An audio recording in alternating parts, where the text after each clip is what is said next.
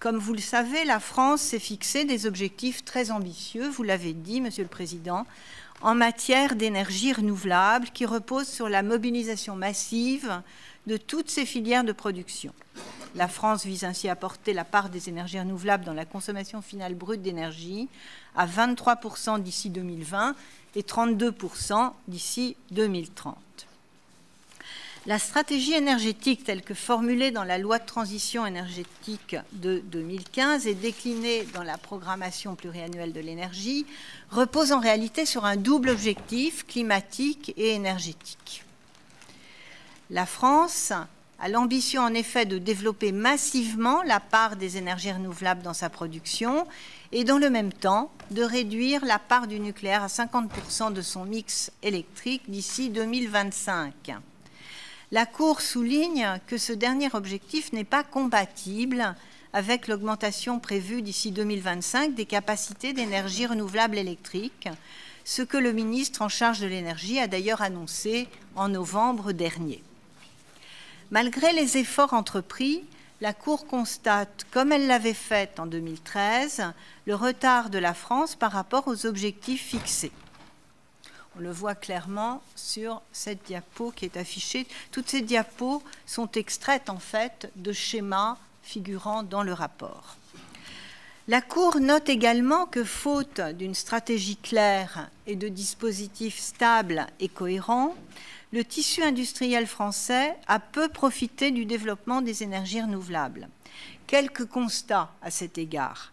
La France ne dispose d'aucun ensemblier sur l'éolien. La filière industrielle du solaire photovoltaïque est quasiment inexistante et en mauvaise santé. Dans l'éolien et le solaire, les industries françaises couvrent moins de la moitié de la valeur ajoutée des investissements et moins de 25% de la fabrication. Quelques industriels se maintiennent sur les marchés des ENR thermiques, mais pour des volumes modestes. Il reste cependant des domaines technologiques à conquérir qui offrent des perspectives à nos industriels. Les entreprises françaises sont tout de même présentes sur certains segments, amont et aval de la chaîne de valeur, avec des retombées économiques réelles. Le chiffre d'affaires des activités liées aux énergies renouvelables, incluant les soutiens, a plus que doublé depuis 2006, passant de 10,4 à 21,3 milliards d'euros en 2016. Le nombre d'emplois directs s'élevait à 79 000 en 2016, en hausse de 30% par rapport à l'année 2006. Mais seuls 15% environ de ces emplois relèvent de la fabrication d'équipements et de l'assemblage et peuvent être considérés comme des emplois industriels. Ce bilan industriel modeste doit être mis au regard des moyens considérables consacrés aux énergies renouvelables et presque en totalité aux énergies renouvelables électriques. Maîtriser les coûts, c'est le message de la deuxième partie du rapport. La somme des dépenses publiques de soutien aux énergies renouvelables atteignait 5,3 milliards d'euros en 2016, supportés très majoritairement par l'État.